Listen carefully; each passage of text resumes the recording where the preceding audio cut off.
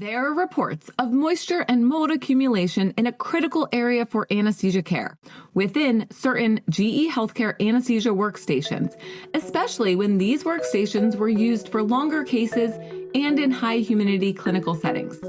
We are here to bring you the details of these findings and what the team on the ground discovered during their system-wide investigation, including vulnerabilities within ventilator breathing systems. Best of all, we also have well-informed mitigation strategies for moisture management to help keep your equipment clean and dry and your patients safe. This is a rapid response to questions from our readers episode that you don't want to miss. Hello, and welcome back to the Anesthesia Patient Safety Podcast. I'm your host, Allie Bechtel. Before we dive further into the episode today, we'd like to recognize PPM, Preferred Physicians Medical Risk Retention Group, a major corporate supporter of APSF. PPM has generously provided unrestricted support to further our vision that no one shall be harmed by anesthesia care. Thank you, PPM. We wouldn't be able to do all that we do without you.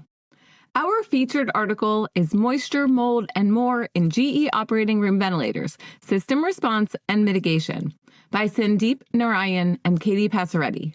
This is a rapid response article that was published online February 1st, 2026. To follow along with us, head over to apsf.org and click on the newsletter heading. The third one down is rapid response to questions from our readers. Then you can scroll down until you get to our featured article, and I will include a link in the show notes as well. It all began when two GE Healthcare ACES CS2 anesthesia workstations in a single facility were found to have black particles on the easy change module of the advanced breathing system, and alarm bells went off with concern for mold growth. This facility was part of Advocate Health, a 69-hospital healthcare system across 6 different states in the United States. Check out Figure 1 in the article for a zoomed-in picture of the GE ventilator with the circuit removed to reveal the flow sensor unit, the easy change module, and the CO2 absorber. Figure 2 in the article shows the focus of this investigation, black particles concerning for mold around the valve of the easy change module where moisture-containing gas leaves the absorbent canister. This easy change module is a key component since it allows continued ventilation of the patient while changing the CO2 absorbent canister. The black, mold-like particles were seen during close machine inspection after a failed daily checkout and a flow sensor failure alarm event. Following this, an investigation was launched across the healthcare system. 300 GE Healthcare operating room anesthesia workstations were examined.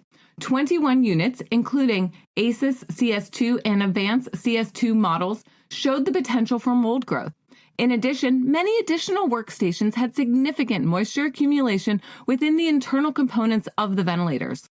Cultures of the black particles were taken from 3 ventilators, which grew Clapsporidium and Alternaria.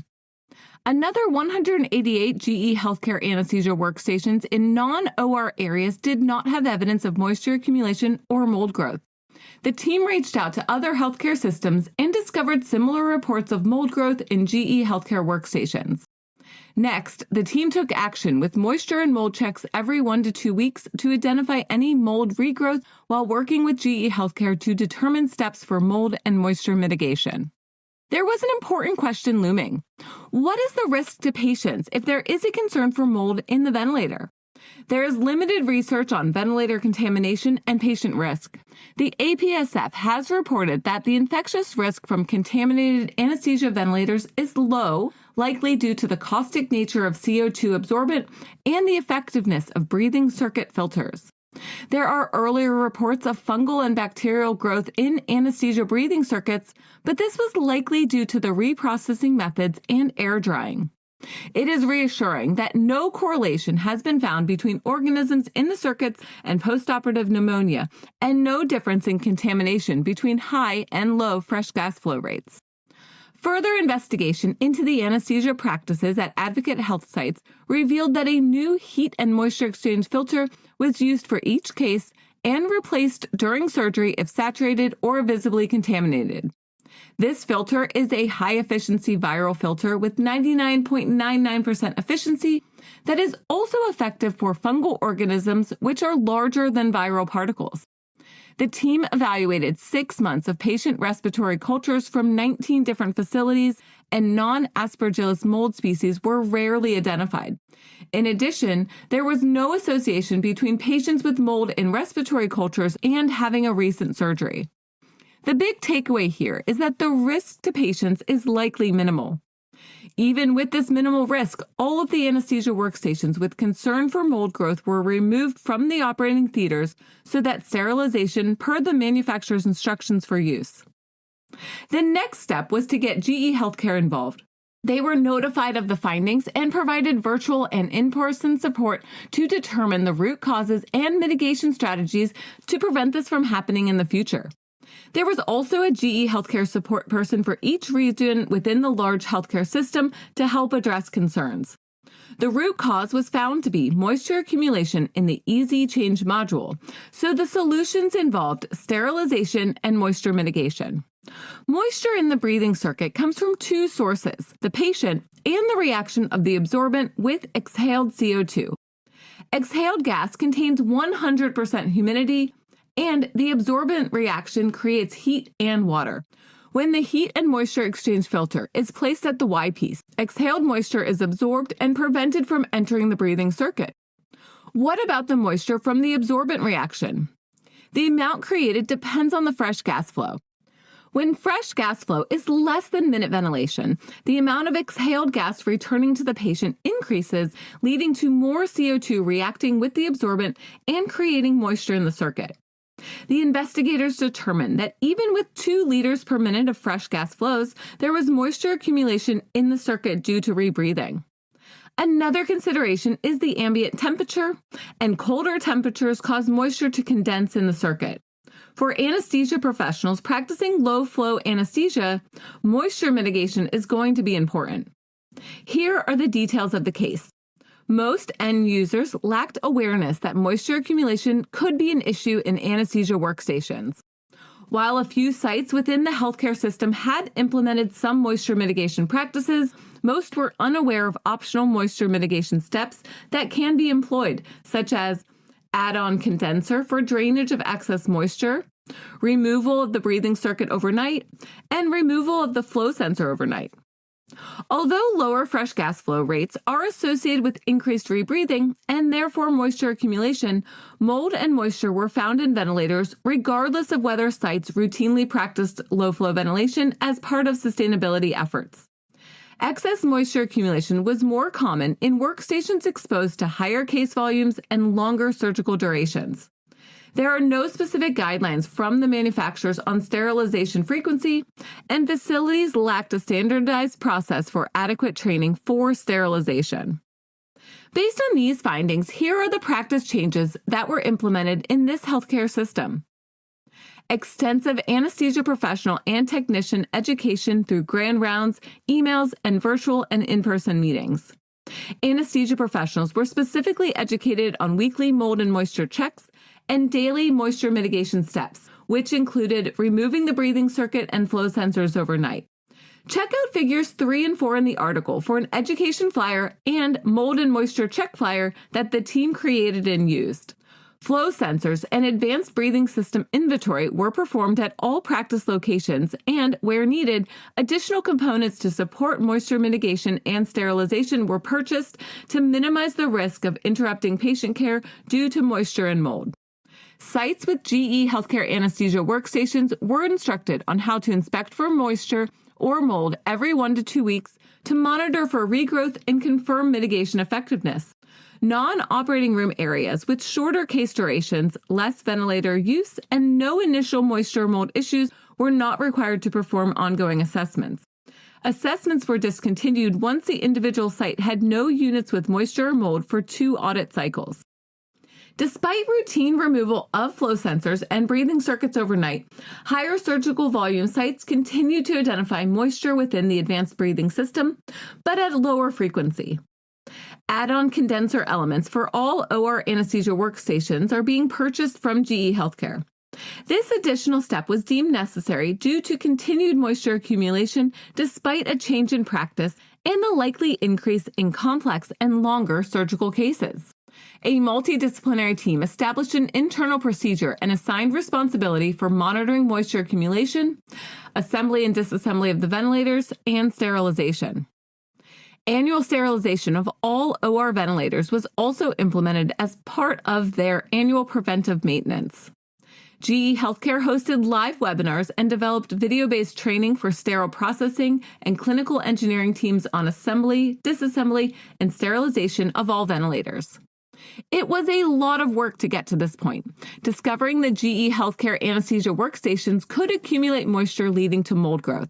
Without moisture alarms or internal triggers for biologic growth in place, it is difficult to determine internal mold growth in the anesthesia workstations. Another important consideration is that moisture accumulation could impact flow sensors, leading to inaccurate tidal volume measurements. The infectious risk to patients is likely minimal with the use of heat and moisture exchange filters between the patient and the ventilator, but this risk depends on local practices. The answer is not just increase fresh gas flows to decrease rebreathing, since this would waste anesthetic gases, which has a negative environmental impact and increased cost. We have talked about low-flow anesthesia before on this podcast, and this is a safe and effective practice when moisture mitigation practices are used. Another consideration is that anesthesia workstation sterilization is a complex undertaking that requires disassembly and reassembly of the advanced breathing system.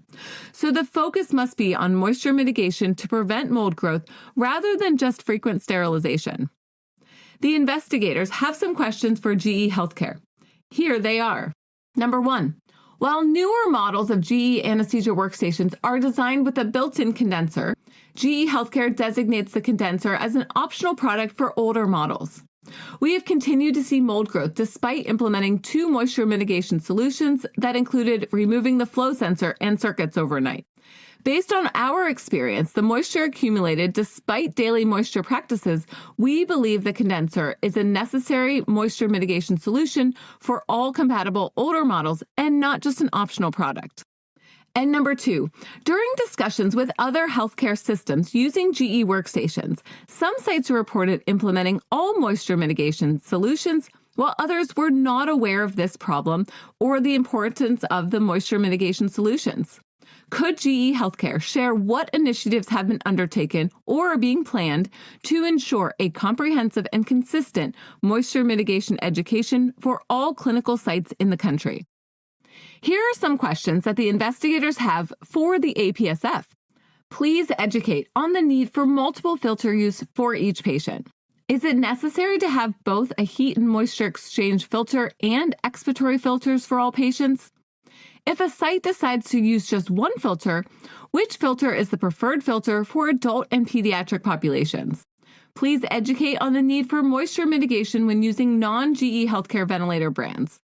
Is there any evidence or guidance on moisture levels that are safe within ventilators and breathing circuits? And finally, please provide guidance on OR ventilator sterilization frequency. Should this be part of yearly preventive maintenance? We have reached the end of the investigation, and we may be ending the show today with lots of questions, but we'll be back next week with expert answers. Have you noticed any moisture accumulation in the breathing circuits in your operating rooms? What about any possible mold growth? Make sure you tune in next week for the rapid responses to these questions. If you have any questions or comments from today's show, please email us at podcast@apsf.org. Please keep in mind that the information in this show is provided for informational purposes only and does not constitute medical or legal advice. We hope that you will visit apsf.org for detailed information and check out the show notes for links to all the topics we discussed today. As we wrap up this episode of the Anesthesia Patient Safety Podcast, we'd love to hear from you. If you've encountered a technology-related safety concern in your practice, consider submitting a rapid response article to the APSF newsletter. The goal of the rapid response column is to encourage timely communication about emerging safety threats while also providing input and perspective from manufacturers and industry representatives. Submission should be limited to 1,000 words and up to 15 references.